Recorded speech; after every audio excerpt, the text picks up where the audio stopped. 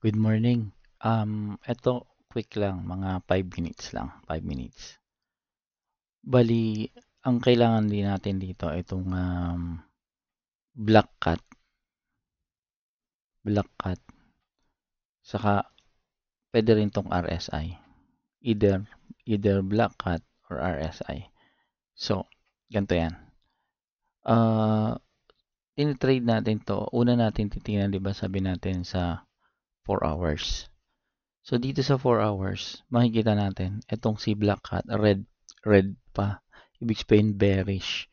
Saan siya nag-start mag-bearish? Let's say itong kinuha natin.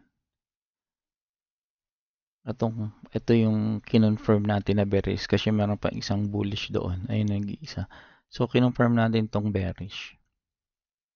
Ito. Ibig sabihin nito, 4 hours yan.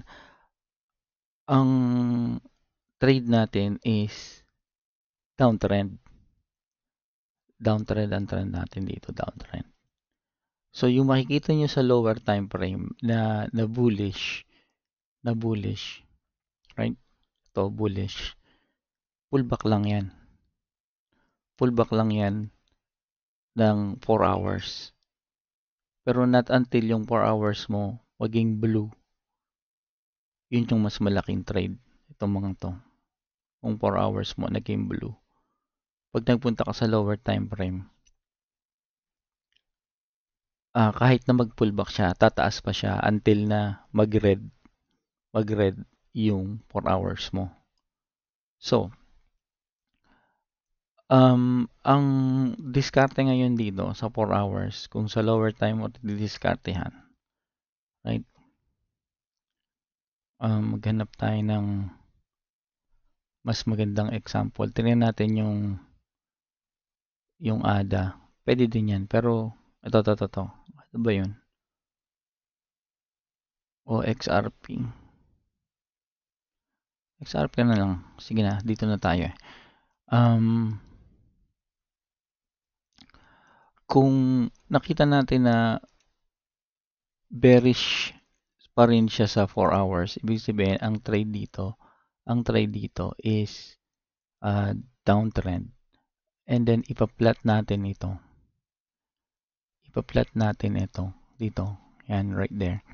So, ito, bearish na to. Di ba? From high to low. So, bearish na yan. So, ipa-plot natin to. Yan ang resistance. Ito ang support. Ito ang support. And then, ito ang data natin. Ang range ng data natin. Ito ang range ng data natin. Yan. So, ito ang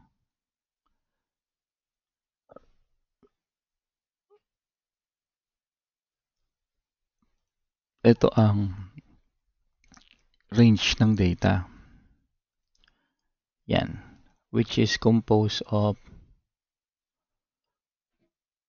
data. Range. Yan. Which to break, right? Range to break. Which composed of, dahil downtrend to, compose siya ng pullback sa taas. Downtrend. So, ito ang pullback. Pullback. Composed ng pullback saka ng downtrend ng range, right? Ng range. Dahil ang 4 hours natin ay downtrend, right? Dahil ang 4 hours natin ay downtrend, ang trade natin dito is short, which is dito natin kukunin sa taas yung entry.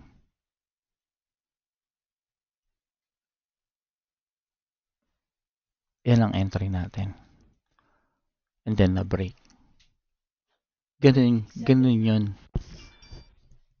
Kinuha natin yan dito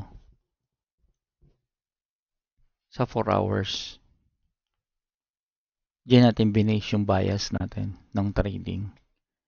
Kahit na meron tayong makitang mga green yan, pullback lang yan ng 4 hours. Not until tong 4 hours mo maging green or mag-cross tong RSI. Okay?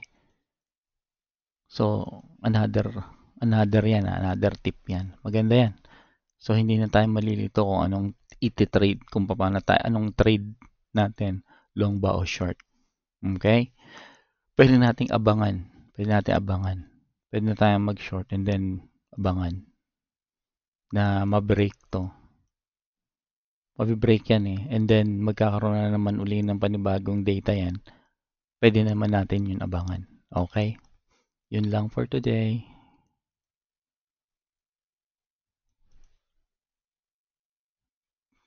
Good morning.